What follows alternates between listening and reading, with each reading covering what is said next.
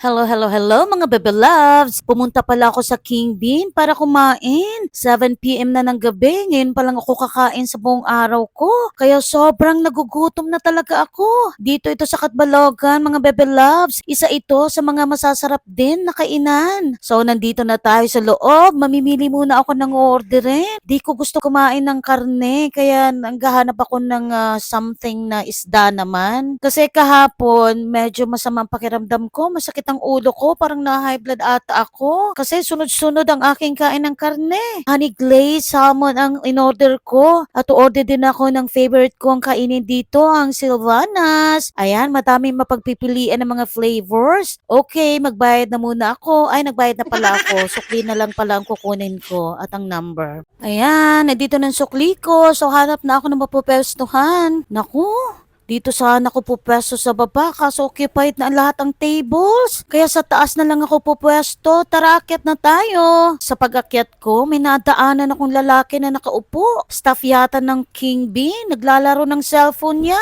Baka break time niya. So, eto pala yung taas nila mga bebe loves. Maganda din dito pumwesto. Kasi maluwag. Di ka dadaan-daanan ng mga tao at tahimik. Mag-isa lang pala ako mga bebe loves. Wala akong kasama. Kaya dito nakapupwesto sa mahabang table para kunwari madami akong kasama. May kumaway pala sa akin mga bebe loves. Hindi ko na malayan. So, ayan na palang resibo at number ko. Nauna palang iserve ang Silvanas at ang strawberry soda. Naku, super gutom na talaga ako. Kaya uunahin ko ng kainin ang mga ito while waiting sa iba kong order. 115 pesos palang presyo ng strawberry soda nila at ang Silvanas ay 43. Ang isa, dahil sa dalawang in-order ko, kaya 86 ang binayaran ko. At ang honey glazed salmon naman ay 495 pesos. Kaya 696 lahat ang binayaran ko. Naku, baka maglakad na ako pa uwi ng Kalbayog nito. Lagot! So, ayan, kakainin ko na muna ito mga bebe loves. Di ko na kaya ang gutom ko.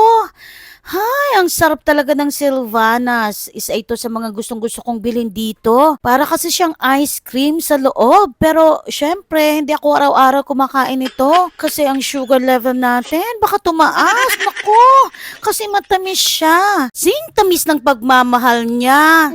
Charot! Naubos ko ng isa, kakainin ko pa yung isa. Naku, pasensya na, ganito talaga ako. Sobrang takaw, pag gutom na gutom. Ayan, naubos ko din. Naku, parang nabibitin pa ako. Gusto ko pang mag-order. Ay, salamat. Nandito ng honey glazed salmon na in-order ko. Makakain na rin ako sa wakas. Thank you, kuya. Thank you. Pwede magpa-additional siton? Oo. Doon ka bukbos, pati o sa sini. Thank you. Ayan mga bebe loves, kain na tayo. Mag-pray muna bago kain. Kain tayo mga bebe loves. Yan, narinig nyo naman. Nagpa-order pa ako ulit ng Silvanas. Nabitin ako dun sa kinain ko.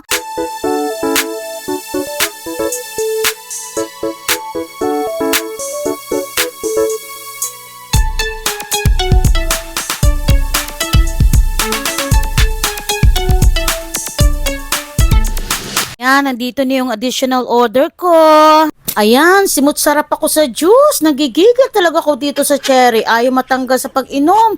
Teka, wala naman siguro makakita sa akin dito. Kakamahin ko na to.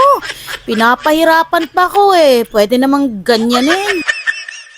O, diba? Hindi na ako nahirapan. Naku, ang sarap talaga ng cherry.